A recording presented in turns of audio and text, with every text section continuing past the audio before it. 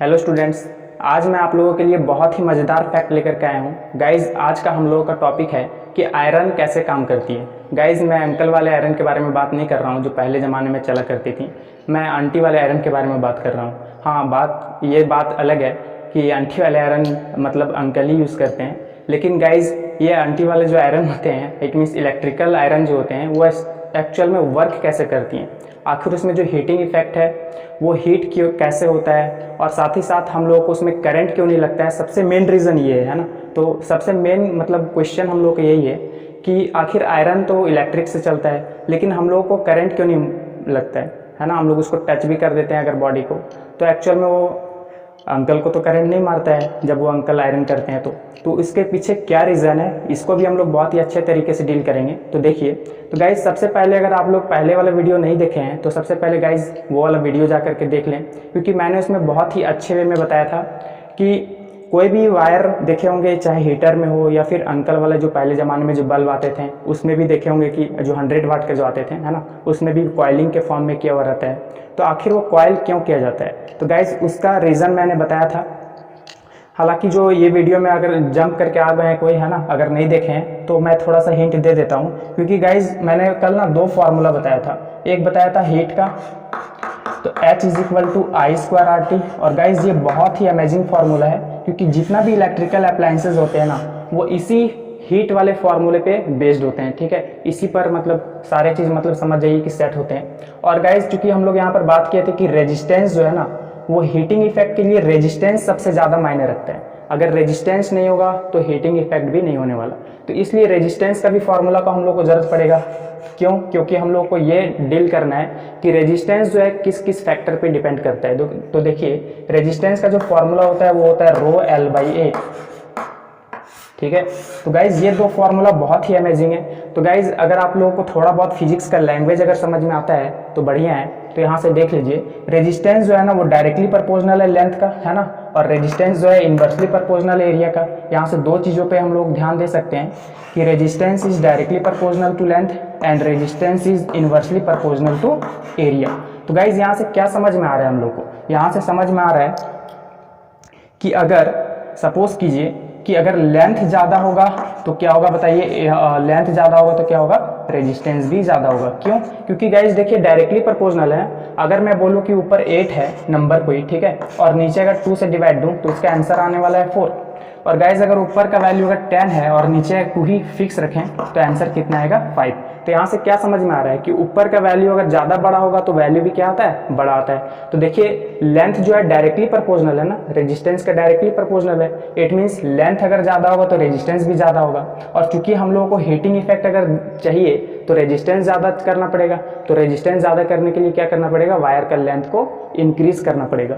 और गाइज दूसरा बात, एरिया देखिए नीचे है ना, तो अगर हमको रेजिस्टेंस ज़्यादा चाहिए ना तो एरिया कम करना पड़ेगा, है ना, एरिया कम करना पड़ेगा तभी रेजिस्टेंस ज़्यादा हो सकता है।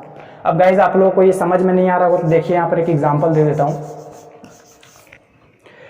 देखिए अगर नीचे का वैल्यू बढ़ाएंगे, सपोज कीजिए कि पहले ऊपर वैल्यू था 8, ठीक है, अब इसको अगर 2 से डिवाइड दूंगा तो आंसर आएगा 4। अब वही नंबर है 8, ठीक है, अब नीचे का वैल्यू अगर बढ़ा दें तो आंसर कितना आ जाएगा, 2।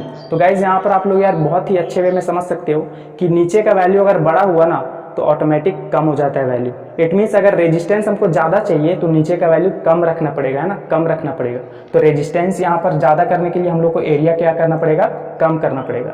इट मीन्स गाइज अगर देखा जाए तो वायर को हम लोग को पतला करना पड़ेगा। ठीक है, आप लोग को बहुत ही बेहतरीन वे से समझ में आ जाना चाहिए। तो गाइज अगर हम लोग को रेजिस्टेंस अगर ओवरऑल देखा जाए कि रेजिस्टेंस अगर हम लोग को ज़्यादा चाहिए ना तो ज़्यादा होने के लिए ना 3 फैक्टर पे ध्यान देना पड़ेगा। सबसे पहला फैक्टर क्या है कि हम लोग को लेंथ ज़्यादा चाहिए, दूसरा बात क्या बताइए, और एरिया क्या चाहिए, कम, इट मीन्स पतला वायर चाहिए।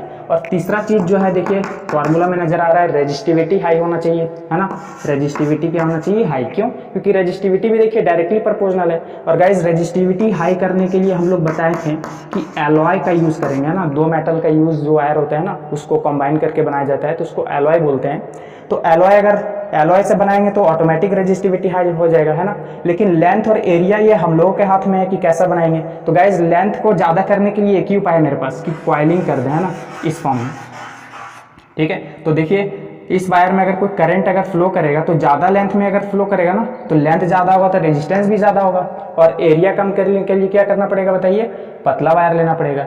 तो गाइज़ ये तो हम लोगों को समझ में आ गया कि कोई भी चीज़ कॉइलिंग क्यों किया जाता है। और गाइज़ अगर आप लोगों को बहुत ही अच्छे वे में समझना है तो पहले वाला वीडियो में जाकर के देखें, क्योंकि मैं इस वीडियो को लंबा नहीं करना चाहता। हम लोग का आज मेन रीज़न समझना है कि इलेक्ट्रिकल आयरन कैसे काम करती है ना, इट मीन्स आंटी वाले जो आयरन होते हैं वो कैसे काम करती है। देखिए, तो अगर बात करें आंटी वाले आयरन तो देखे होंगे कि इसका डिज़ाइनिंग इस तरह से होता है ना, स्ट्रैंगल के फॉर्म में। तो गाइज 2 प्लेटें होती हैं, ठीक है, एक प्लेट और होती है जो कि हम लोग को ये तो बाहर से दिखाई देता है ना, जब आप लोग आयरन को खोलोगे ना तो एक अंदर से एक और प्लेट नजर आएगा। और गाइज प्लेट में ना इस तरह से कंडक्टिंग वायर लपेटा हुआ रहता है, यहाँ पर देखे होंगे, खोले होंगे कभी आयरन तो इस टाइप में, ठीक है। और पीछे साइड से यहाँ पर 2 वायर कनेक्शन के लिए दिया जाता है। तो गाइज ज़रा सोचिए कि एक्चुअल में इस प्लेट के ऊपर क्या रखा जाता है, ये कंडक्टिंग वायर रखा जाता है ताकि इस पर करंट फ्लो हो और हीटिंग इफेक्ट ज़्यादा हो।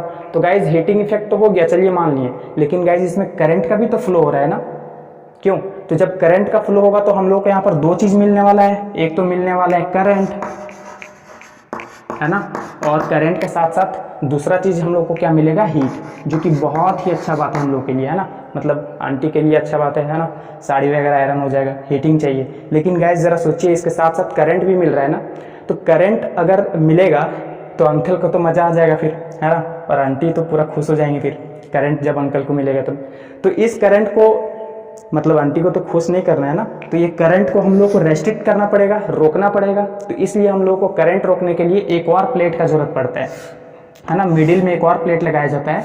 जो ये प्लेट जो बनता है ना वो बनता है एक्चुअल में माइका से। क्या नाम है गाइज, माइका, है ना। ये माइका का क्या काम है बताइए, ये गुड कंडक्टर ऑफ हीट है but bad conductor of current है। माइका इज ए मिनरल, ठीक है, ये एक्चुअल में मिनरल है।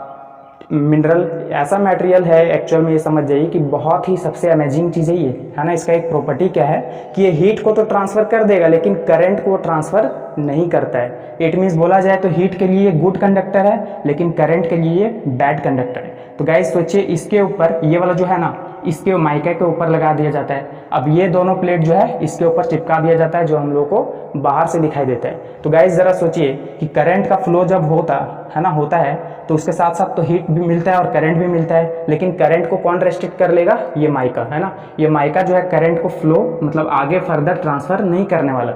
इट मीन्स ये सिर्फ और सिर्फ हीट को ही ट्रांसफर करेगा और आंटी का साड़ी जो है बहुत ही अच्छे तरीके से आयरन हो जाएगा और अंकल को भी करंट नहीं लगेगा। तो गाइज सोचिए कि ये माइका कितना ज़्यादा अमेजिंग चीज़ है। तो गाइज क्या पहले से आप लोगों को ये फैक्ट पता था? तो गाइज कैसा लगा ये वीडियो कमेंट करके बताइएगा।